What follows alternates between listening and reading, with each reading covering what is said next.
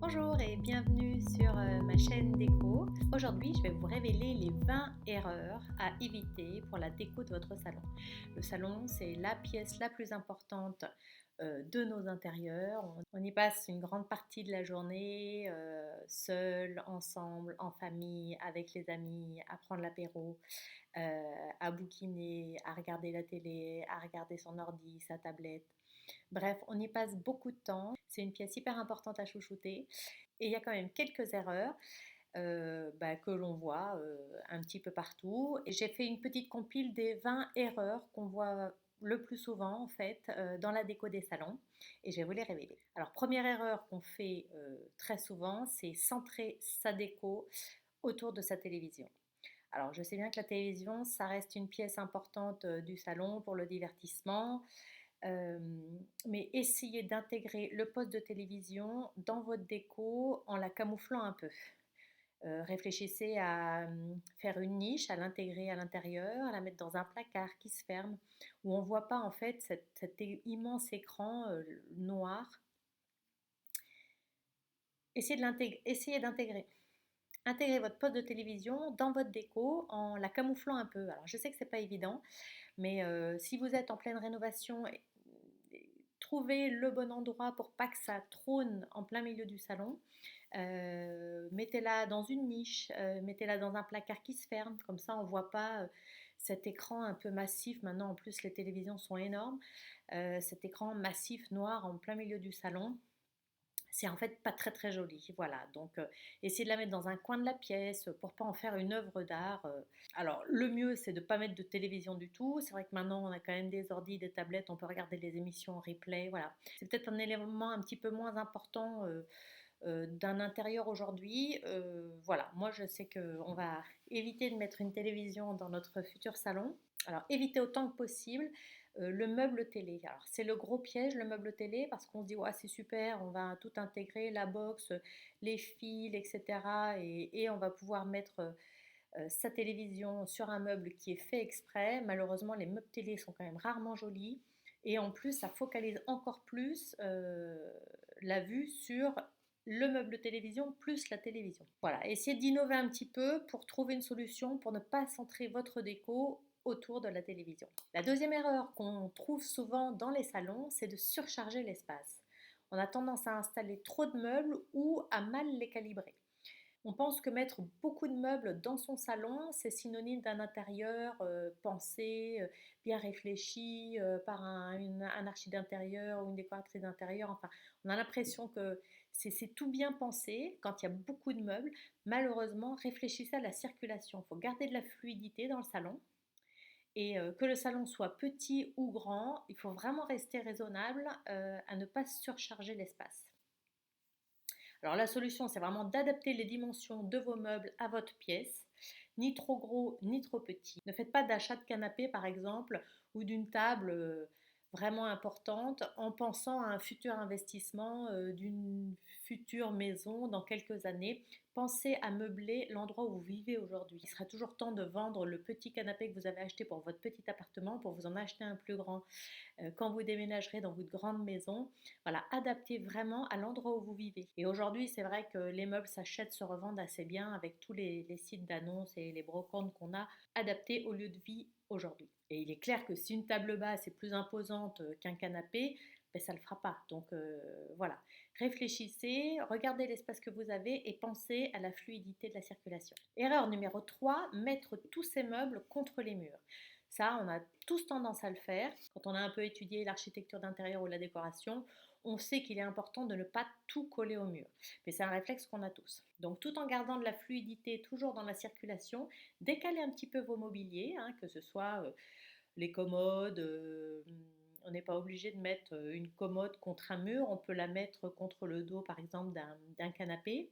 On a l'impression en fait quand on met tous ces meubles contre le mur qu'on va gagner de la place et que ça va avoir un aspect très rangé, mais en fait on écrase le mobilier au mur et finalement la pièce elle manque de relief. Donc pensez-y, ne mettez pas tous vos meubles contre les murs. Quatrième erreur assez commune, c'est mettre son canapé dos à une fenêtre. Alors je sais qu'on n'a pas tout le temps de choix, que la configuration des pièces fait que des fois mais on est obligé de mettre son canapé dos à une fenêtre. Optez pour un accès à la fenêtre ou aux portes-fenêtres dégagées, ça agrandit l'espace, ça laisse rentrer la lumière, donc pensez à ça. Cinquième erreur qu'on fait tous, c'est remplir tous les coins de la pièce. Là aussi, on se dit, ouah, on a de l'espace, il faut meubler, ça reprend un petit peu une des erreurs dont j'ai parlé un petit peu plus tôt. Ne surchargez pas trop, ne remplissez pas tous les coins de votre pièce. C'est un réflexe qu'on peut avoir de vouloir remplir tout avec des meubles, des chaises d'appoint, des lampadaires. Laissez de l'espace, ne surchargez pas trop. Si vous laissez les coins de votre salon vides, vous aurez une sensation d'un salon plus spacieux. Alors, une autre erreur qui est faite là aussi très souvent, c'est de négliger le confort des assises. Les assises, ça va être vos canapés, vos chaises, vos fauteuils, les poufs, etc. On rêve souvent de tel ou tel mobilier qu'on voit dans les magazines, dans une boutique déco.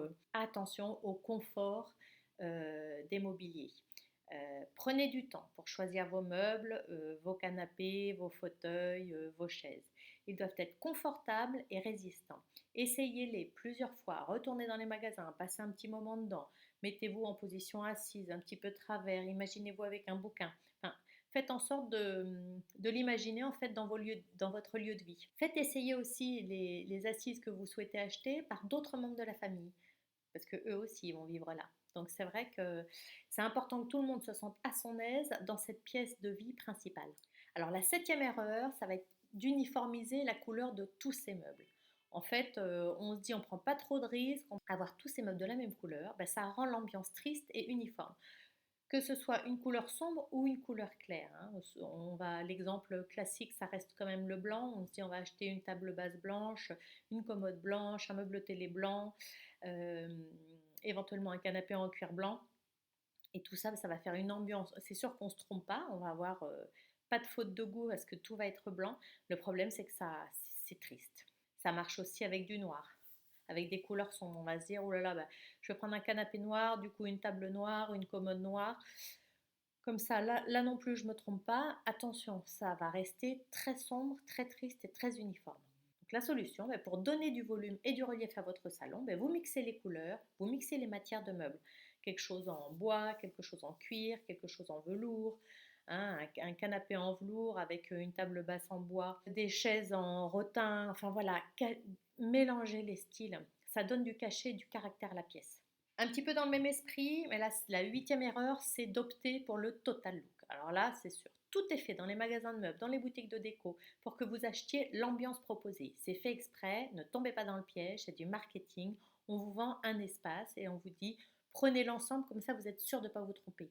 Eh bien non. Si une ambiance ou un style déco vous plaît vraiment, vous optez pour ce style, vous prenez quelques éléments et vous choisissez un style complémentaire dans lequel vous pouvez piquer quelques idées que vous intégrez dans votre déco à vous. Ça vous permet de mélanger les styles et d'éviter le total look. La neuvième erreur, c'est d'oublier comment la lumière naturelle entre dans votre salon. Donc la circulation de la lumière naturelle, elle est hyper importante. Vous devez la comprendre pour pouvoir la compléter avec de la lumière artificielle. Les futures lampadaires, les suspensions que vous allez y rajouter. Vous devez comprendre comment elle entre dans la pièce aux différents moments de la journée. Donc portez une attention particulière à l'exposition aussi de votre salon. Qu'il soit exposé nord, sud, est ou ouest. Ça va vous aider à choisir la couleur et les finitions, éventuellement des peintures que vous allez pouvoir y mettre. Je vous donne rendez-vous sur mon site www.carebycare.com, vous le voyez inscrit là. J'ai fait tout un article là-dessus sur la lumière. C'est vraiment un élément hyper important auquel on pense pas tout le temps. En tous les cas, pas en priorité. Alors une petite astuce pour jouer avec la lumière naturelle, vous positionnez des miroirs pour refléter la lumière naturelle et pour la redistribuer dans tout l'espace. Erreur numéro 10, assez commune, c'est d'opter pour une seule source de lumière artificielle. Alors la plupart des salons proposent une lumière en plein milieu de la pièce, souvent un plafonnier. C'est pas vraiment le type de luminaire que j'affectionne, mais chacun ses goûts. En tous les cas, il est important de travailler l'éclairage en multipliant les sources de lumière. Vous pouvez opter pour un lampadaire, plus des suspensions, plus une lampe de table, plus une lampe à poser au sol par exemple. Il est important d'en avoir plusieurs de sources de lumière. Vous pouvez jouer avec au cours de la journée. On n'est pas obligé de toutes les allumer en même temps. Vous en allumez une autre, vous en mettez deux. Le soir venu, vous en mettez trois. peu importe. En tous les cas, vous pouvez mixer, ça vous fait des changements d'ambiance qui est plutôt agréable. Et s'il y a bien un domaine où on a un choix incroyable à tous les prix, à toutes les qualités, c'est bien les luminaires. Aujourd'hui, on a vraiment beaucoup, beaucoup de choix. Donc lâchez-vous, multipliez les lumières. Il en faut au moins 3 hein, dans une pièce et surtout dans un salon, qui est en règle générale la pièce la plus grande de la maison. Les enseignes de grande distribution de déco, de mobilier et de bricolage proposent vraiment toute une gamme de luminaires à tous les prix et on trouve des trucs très très sympas, même aux alentours de 20-30 euros. Vous avez des luminaires très sympas, très actuels. Ça peut être une très bonne option. La 11e erreur qu'on va faire, c'est d'oublier d'habiller ses fenêtres. Alors, des fenêtres sans rideau, il n'y a rien de plus triste. Donc, on est bien d'accord, les fenêtres doivent laisser passer un maximum de luminosité, mais omettre de mettre des rideaux donnera l'impression qu'il manque quelque chose et que votre déco n'est pas terminée. Donc, choisissez-les clairs, foncés, simples, en voilage, des rideaux plus cossus, des doubles rideaux, des rideaux occultants, selon ce dont vous avez besoin. Choisissez-les donc en fonction de vos goûts et de l'ambiance choisie. N'hésitez pas à les changer régulièrement. Par exemple, vous pouvez tout à fait vous faire un set de rideaux d'été et puis un set de rideaux d'hiver. Ça va vous changer complètement l'ambiance, ça vous fait donner un nouveau souffle à chaque changement de saison et c'est plutôt super agréable. 12e erreur très connue, c'est d'installer des rideaux trop bas. On a tendance à installer la tringle à rideau au ras de la fenêtre parce que c'est plus simple, comme ça la tringle est droite et c'est plus facile à installer. Et du coup, en général, on est obligé de faire un ourlet parce que les rideaux qui sont vendus en grande distribution, si ce n'est pas du sur-mesure, ils sont souvent assez grands. Donc je vous conseille vivement de garder la longueur maximale des rideaux et de positionner la tringle au plus haut en fonction de la longueur maximale de votre rideau. Ça agrandira vos fenêtres, ça donnera un côté un peu plus imposant et ça donnera de l'amplitude.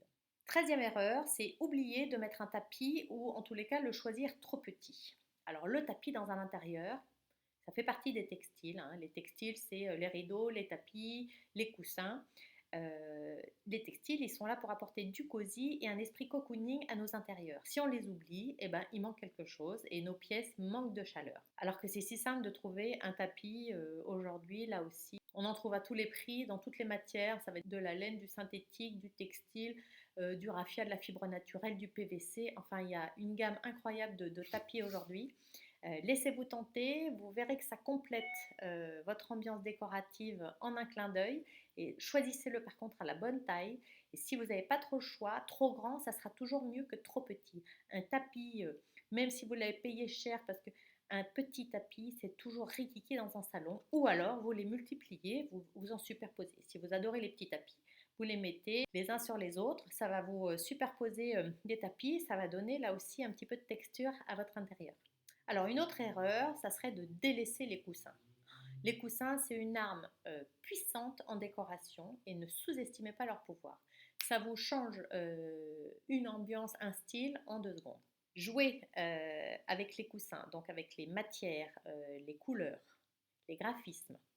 Il y en a pour tous les goûts. Il y a des en velours, en, fourrure, en fausse fourrure, en coton graphique, coloré, blanc, noir. Et ce qui est top, c'est n'hésitez pas à les mélanger.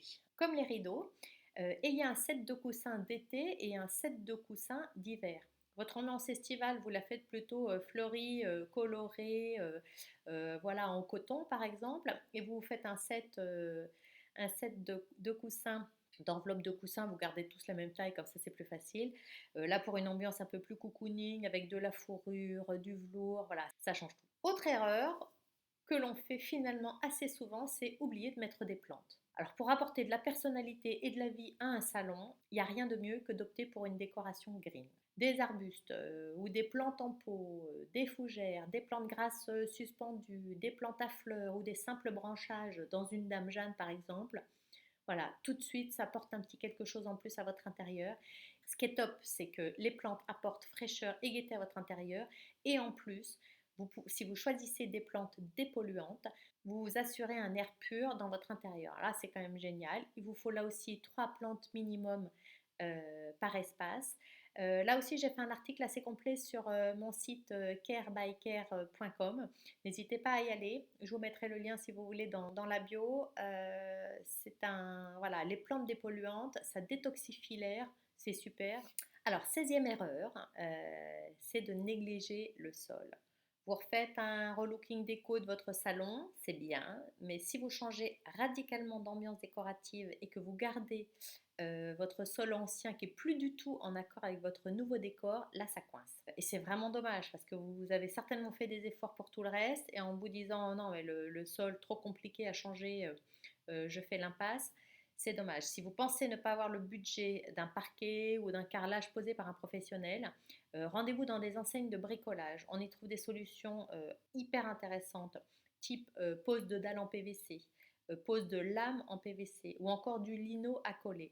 Franchement, ces produits ils ont eu une mauvaise réputation pendant très longtemps. Aujourd'hui, c'est devenu hyper accessible en termes de prix. On trouve des motifs, des couleurs, des super imitations de parquet, de carrelage, de carreaux de ciment. Enfin, ça serait vraiment dommage de s'en priver. Et c'est vrai qu'un sol en accord avec le reste, franchement, pour votre déco, il n'y a pas mieux. Autre erreur, ne pas oser mettre de tapisserie de papier peint. Alors vraiment, moi je suis une fan de papier peint. Parce que pour affirmer une décoration, le plus efficace, c'est de poser un papier peint au mur. Sur au moins un des 4 murs de votre salon. On ne met pas de la tapisserie sur les 4 murs, bien sûr, mais au moins un mur ou 2 murs en fonction de la configuration de votre salon. Ça change l'ambiance en 2 secondes. Ne posez pas de papier peint sur les murs où il y a les fenêtres. En général, c'est dommage. Mais pour le reste, faites confiance à votre instinct. Là, c'est comme les revêtements PVC. Les motifs de papier peint sont infinis. La pose est devenue tellement facile grâce au papier peint intissé. Vous n'avez plus besoin de table à tapisser. On en colle directement le mur. On met son papier peint. Franchement, c'est pas très compliqué. Et tout de suite, ça va vous donner une ambiance incroyable. Il vaut mieux être deux pour poser du papier peint. C'est quand même mieux pour la logistique. Mais franchement, c'est devenu un jeu d'enfant. À un prix hyper abordable, hein. Vous avez des rouleaux très sympas à partir de 10 euros, ce qui fait environ un rouleau, ça fait 5 mètres carrés de tapisserie. Voilà, à 30-40 € et de l'huile de coude, vous nous faites un décor sur un mur de salon et franchement, c'est top. Et là, du coup, c'est ambiance jungle ou graphique ou floral ou vintage ou scandinave ou rétro ou art déco. Enfin, là, vous pouvez vous faire plaisir. Il y a quand même beaucoup, beaucoup de choix. Et il y en a pour tous les goûts, à moindre frais. C'est vraiment une option pour moi à ne pas négliger.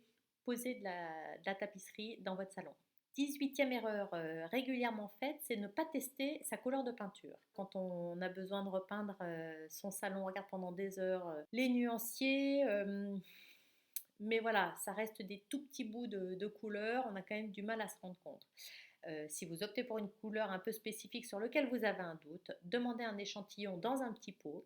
Grâce à cet échantillon sur un grand carton ou sur une grande feuille ou 2 ou 3 feuilles, vous peignez cette couleur et vous placez cet échantillon au mur dans votre salon, là où vous souhaitez peindre. Et comme ça, vous voyez comment cette couleur elle évolue au fur et à mesure de la journée.